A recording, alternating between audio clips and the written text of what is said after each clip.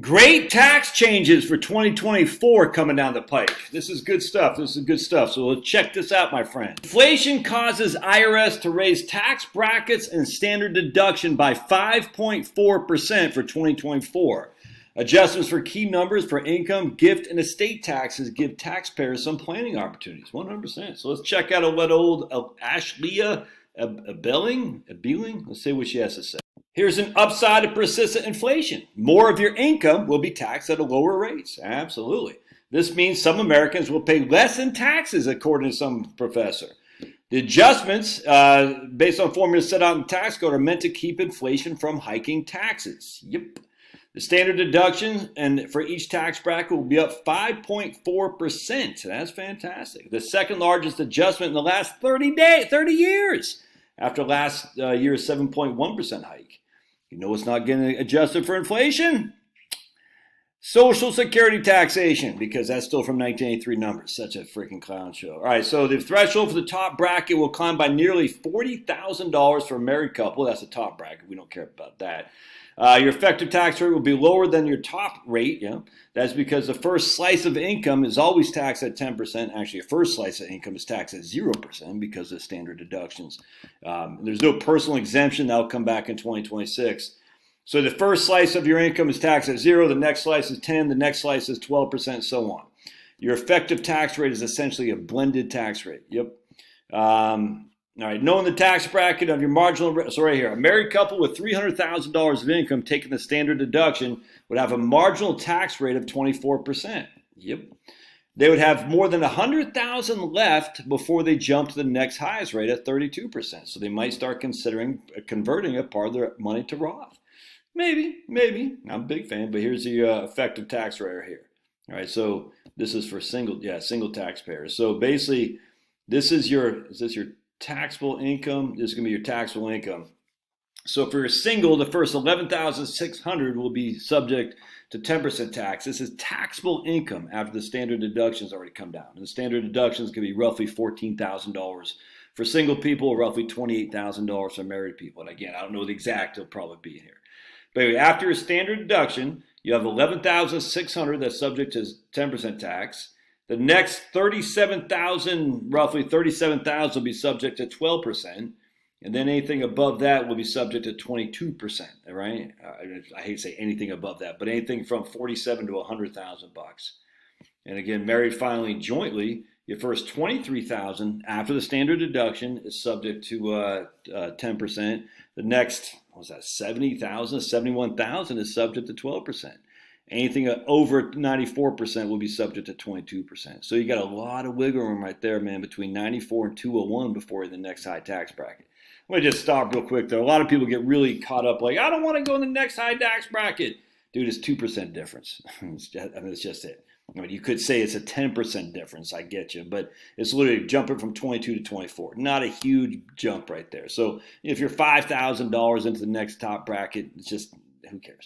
The big jump is from 12 to 22 and from 24 to 32, really. So that's kind of what you want to avoid. You want to avoid going into the 22% tax bracket if you can, and you want to go avoid into the 32% tax bracket if you can, because that's where the big jumps are. Let's see if they say what the standard deductions are. Yeah, standard deduction right here. Standard deduction for individuals, $14,600. Right on, man. That is much higher than I thought, which is up from $13,850. Oh, great. Standard deduction for married couple is $29,200. We'll take it, baby. So here we got, if we go back to single people, I'm just going to use $14,000 because my caveman head, I can figure this out. So we got $25,000 of income that will only be subject to 10% tax. All right. Now, not only, and of that 10% will only be taxed on $11,000. The first $14,000 isn't subject to anything. All right, the next $10,000 is subject to 10%. So if you had $25,000 of income, you're only going to pay $1,160 on your income tax on $25,000 of income for a single person. Does that make sense? I hope so, because again, the first $14,000 is not taxed because of standard deduction. The next $11,000 will be taxed at 10%.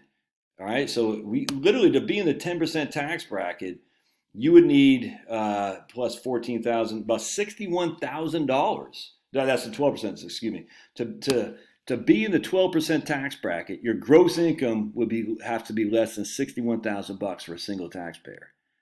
It's pretty good, man. 61,000 schmackaroonies, and you're still in the 12% tax bracket. And that's not an effective tax because remember, the first 14,000 isn't subject to any tax. The next 11,000 is subject to 10%, and the rest, about 37,000, is subject to 12. That's pretty good. So we'll take the wins when you can get them, baby. All right. So capital gains, right? Oh, even better. The income threshold for paying capital gains at 0. Some taxpayers might want to sell appreciated stock when they can snag a 0% capital gain right here to be in the 12% tax bracket. Again, they're talking taxable income. I'm talking standard deduction. So taxable income and gross income are different here. So for gross income for married people, you'd be roughly 94,000 plus 29. What is that? This is 125. So you can have $125,000 of gross income and still be subject to 0% capital gain. Now, as always, I tell people, you can't just sell $500,000 worth of capital gain stock and still be in the 0% tax bracket on the capital gain. It doesn't work like that. I'm just trusting on that. People think I can sell $500,000 and have no capital gain tax. No, because that will put you above that. But let's just say you have $80,000 of income and you say, I'm going to sell $30,000 of capital gain, no capital gain tax. Take the time. Take advantage while you can, dude. I'm telling you right now. So look at that, dude. Right there. 94,000 is your taxable income. You had roughly 30,000 for standard deduction. That's 125,000 of gross income where you can have 0 capital gain tax. And qualified dividend too, by the way. And if you're single, it's about 61,000 before you have 0 capital gain tax. That's pretty fantastic. So here we go. You're single. You make $75,000 gross. You got $14,000 of standard deduction. Your taxable income is $60,000. Your marginal rate is $22,000, but your effective tax rate is only $13,000. You pay $8,341 on $75,000 of income. So if you actually look, $8,341. So we go 8,341 divided by 75,000, 75000. Your effective tax rate is actually 11% because they're saying your effective tax rate is on all of your taxable income. That's stupid, man. Right Capital does the same thing. That's not the way it should be. Your effective tax rate is your tax rate that you pay, your total tax on all of your income. So in this case, while you're in a 22% marginal tax rate, your effective tax rate is only 11%. That's a big deal, dude. That's a big deal for sure. The state tax, where is it going here? $13.6 million for a state tax, and what's the gift tax? $18,000 annual exclusion, and your lifetime exemption is what here? I don't see the lifetime exemption. Federal gift estate tax is $13.6 million one per person, and again, those are portable. So if you don't use it, your wife can use your 13.61 plus her own would be 27 million. I don't have that kind of scratch. You don't have that kind of scratch. Annual exclusion now is $18,000 free, and then you have I can't remember what the lifetime exclusion on gift tax is. They don't see it on here. Let's see, estate tax exemption. I don't see any lifetime exclusion on gift tax. I think it's like $5 million. IRA 401k contributions are now up to $500. All right, so it's $23,000. All right, that's pretty good. So that's good stuff, man. So I want to show you guys something else. So people are, what's a big deal? Until 1981, the income tax brackets were not indexed for inflation. Huge tax hikes hit people in the 1970s because from 1970 to 1980, huge inflation, which meant your income was being taxed at a higher and higher margin because the index was not adjusted, the tax rates weren't adjusted for inflation. That's in my opinion, that's one of the biggest. Not only did Reagan cut the rates, the top rate for I think it was 50, 70, something like that, to 24 or something, I can't remember. But I mean, we can look at it, but I just don't feel like it. But he cut the rate significantly, got rid of a lot of deductions, all that stuff, I grant you. But most importantly, he indexed the tax rates for inflation. All right, so if you think about it, if they did not do that, if you're making $25,000 now as a single taxpayer, you're probably in the 35% tax bracket if they did not index the tax rates for inflation. That's the exact same thing with Social Security. They did not index the Social Security for inflation, taxation for inflation. Such a scam. And Obama tried to do that same thing with Irma as well. Think about if you were still under Irma from Obama in 2009 or something like that. And now we're 15 years later. How much more income you're making now in 2023 compared to 2009 if they did not subject the Irma amounts for inflation? It's crazy, dude. And they're never going to come back to it because the Social Security makes so much money on taxation of Social Security benefits. So the way you do it to avoid that is you start doing Roth conversions, you stop deferring money, all that stuff. You live off your capital gains, long-term capital gains, you live off your qualified dividends, you live off your Social Security, and you live off your Roth. That's what I'm doing. Now, some of you guys might be, like I'm talking to a guy today, he's only 48. Him and his wife are just freaking crushers. Literally, they're taking financial planning and crushing it. They don't need me. They're kicking ass and taking names. But he's got so much money in his TSP. I said, dude, we'll call him Smarty Pants. I said, Smarty Pants, you got to stop doing that. Put it all into the Roth, dude. All in the Roth. He goes, but I'm in a decent tax bracket. I said, no, but and I showed him the RMDs later on in the future. It's like, oof.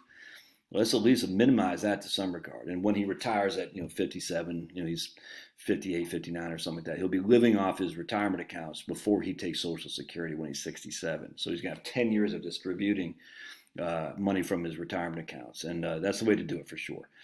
Anyway, just think how grateful you should be that they index the tax codes for inflation, the tax rates for inflation. Look at that. The ERTA, Economic Recovery Tax Act of 81, slashed the highest tax rate from 70 to 50. And it was 19, when they slashed it from right here, 86, I think they dropped 28. That's what it was. They slashed the highest tax rate from 70 to 50, and they indexed the brackets for inflation. It's the TRA, the Tax Reform Act, where they got rid of all those deductions and whatnot, where they slapped a two-tier tax, flat tax, 28, and I think the last was 10 or something like that. 28%. The 28% tax rate promise lasted until only 1988 when George H.W. Bush, that idiot, fell for George Mitchell's promises, snake oil promises from Maine to cut spending by $2 for every dollar of tax increases, and they never cut the spending, but they raised the taxes. What a friggin' idiot, dude. Anyway, look at that, dude. That's this is right here how the history of federal income tax. It's just. Let's take a look at the 1913 form right here.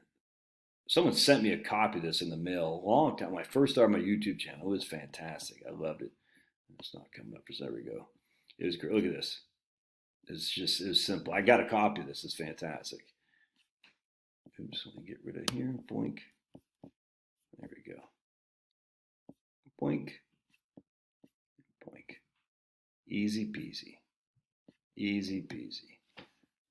Percent amount owed over 20,000, not exceeding 50,000. 20,000 in 1930. You were living large. Look at that.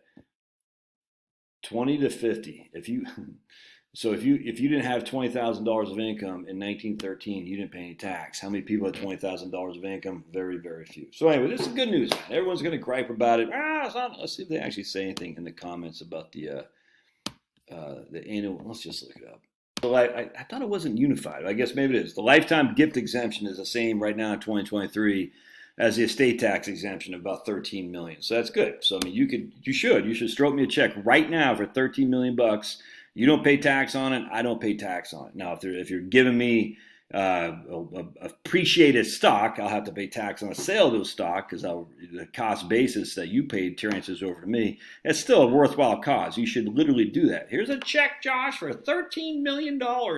You don't pay tax on it. I don't pay tax on it. I say thank you. And again, if you gift me stock that's appreciated value, I'll pay tax. I'll be happy. I'll be happy to take those capital gains off your hands. Just I'll let you know. I'll be doing you a favor. But anyway, take the W when you can. This is a big W. There's always stuff to complain about. But man, we're not Sweden for heaven's sake. We're not commies. We get to keep a hell of a lot more of our income than almost any other country in the world. That's just a fact, Jack. All right. These videos help you. Want to buy me a cup of coffee? It's the Doobie Dook. Don't forget to sign up for my email list in the Doobie Dook, and we'll see you later. Thanks now.